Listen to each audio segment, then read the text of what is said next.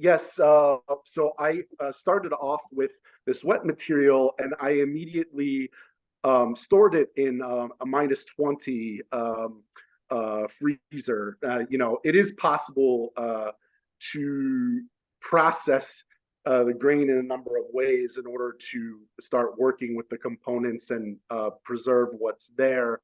The other choice that I didn't opt for was using ovens, but there was some concern about the potential for oxidation of some components, especially lipids. I opted to lyophilize straight from frozen material. Once I received the material, we immediately froze it. And then from lyophilized material, I ground it up. I also played around with sieving it. And then we were mostly looking at hexane and ethyl acetate extracts of this material.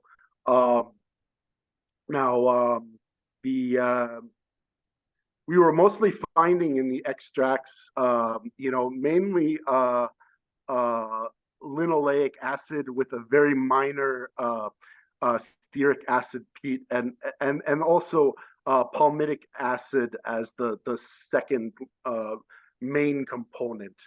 So nothing too exotic.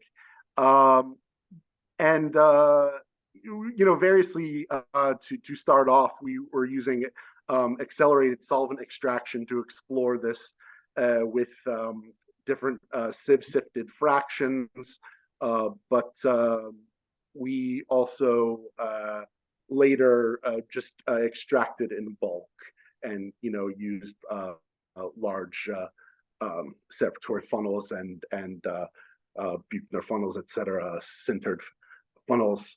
And we were finding with the sort of preliminary work that with the finer sieve fractions, that there was more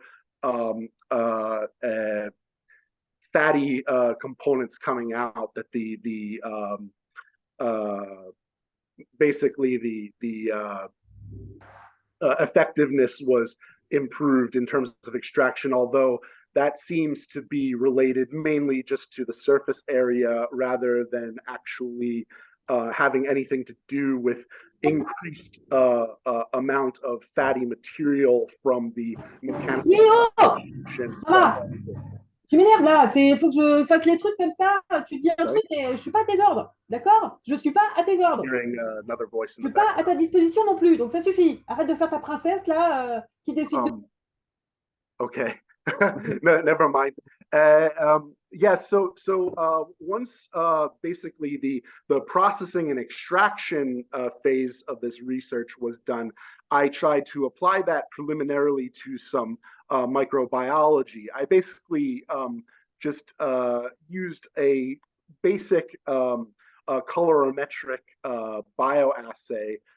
In this context, is called bioautography because it takes place in a plate format, and you're looking for zones of inhibition, things like that. In my case, on thin layer chromatography plates, I was using MTT as a colorimetric agent for cell viability. And we were able to find with a few of the strains that I grew up, mainly the 2 eubacterial strains, which were of Bacillus subtilis and Paenibacillus polymixa, as well as one strain of a fungus, Aspergillus pseudoterius, that we were seeing these zones of inhibition on TLC plates when the culture had actually taken, because you see that the TLC plates, when you have viable cells, they turn purple. The reagent starts off as a yellow color, and viable cells will take it up, and using their NADH and NADPH oxidase enzymes, they will turn that reagent purple.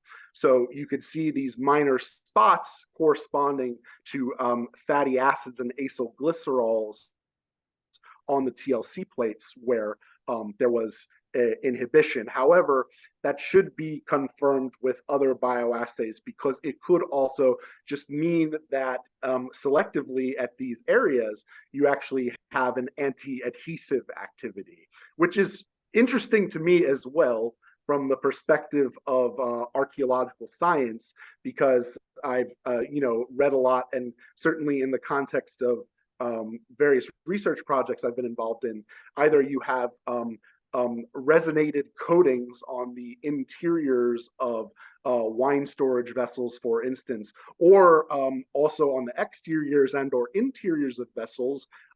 There are instances in which people will use animal fat and similar substances as well in relation to waterproofing the ceramic fabric. So anyway, certainly thinking about these sorts of issues, even though my project was more beer focused and not archaeologically focused, it certainly informed my understanding of archaeological science and the intersection between the two, beer and archaeology. So I appreciated having the opportunity to work through this and present this research here.